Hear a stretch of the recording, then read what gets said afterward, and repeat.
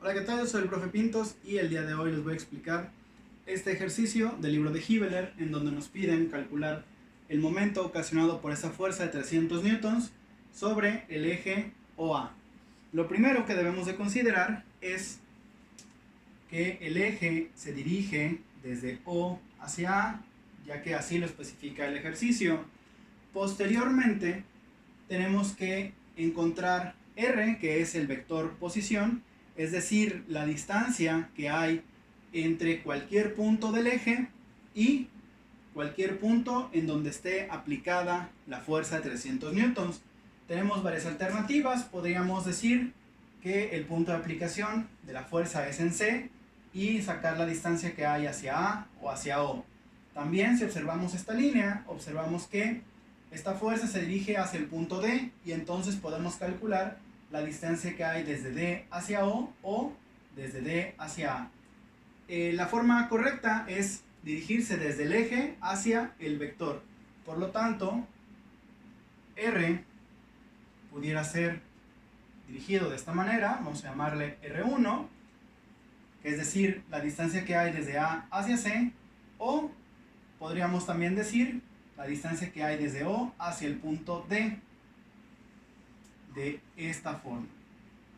Yo recomiendo siempre dibujar ese vector, en este caso R1 o R2, para darnos una idea de los signos de las componentes. Recordando la fórmula para calcular este tipo de momentos sobre un eje, momento, en este caso en el eje OA, va a ser igual a U.R cruz F. Es decir, podemos multiplicar R, el vector posición, por F, las componentes, ambos en cartesiano, en producto cruz. Y lo que nos da, multiplicarlo en producto punto por U. Otra forma más sencilla sería meterlo todo a la misma matriz. Y quedaría de la siguiente forma: UI, UJ, UK, luego RI, RJ, RK, y finalmente las componentes de la fuerza. En cualquiera de los casos nos tiene que dar el mismo resultado. Bueno, vamos a resolver entonces este ejercicio y vamos a comenzar de acuerdo a la fórmula por el vector unitario U, es decir, el del eje OA. Desde O hacia A tenemos primero 0.3 metros hacia el eje positivo de las X, es decir, 0.3 en Y positivo, y posteriormente desde O hacia A tenemos en Y 0.4 metros positivos también, o sea, 0.4 en J. Para sacar el módulo que es necesario para el unitario, elevamos 0.3 al cuadrado más 0.4 al cuadrado, lo sumamos y luego le sacamos la raíz y nos da 0.5.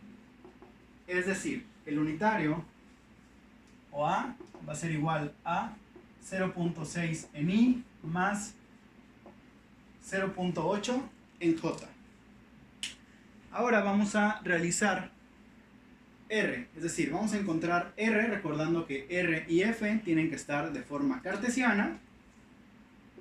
Y entonces escribimos, vamos a elegir R1. El vector R1 se dirige desde A hacia C.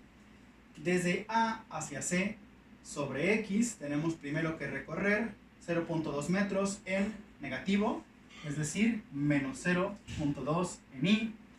Y posteriormente tendríamos que subir 0.3 metros sobre Z positivo más 0.3 en K. Finalmente vamos a encontrar esta fuerza de 300 newtons en su forma cartesiana. Para ello es necesario encontrar el unitario de la fuerza y después multiplicarlo por 300 newtons. El unitario de la fuerza va a estar dado. Vamos a elegir el punto C, que es el punto de aplicación, y el punto D, que es el punto al que llega, porque conocemos dichas distancias. Entonces, desde C hacia D, si desde el eje Y a este punto de aplicación hay 0.1 metros y desde el origen, es decir, del eje Y al punto D hay 0.5 metros, por consiguiente la diferencia de ellos es 0.4 en I positivos, desde C hacia D. Después, en el eje Y, de este punto de aplicación a donde se encuentra el punto D, tenemos una distancia de 0.4 metros, pero en negativo, es decir, menos 0.4 en J. Y finalmente el punto C se encuentra levantado 0.3 metros y el D se encuentra levantado 0.5 metros. La diferencia es 0.2 metros positiva, más 0.2 en K.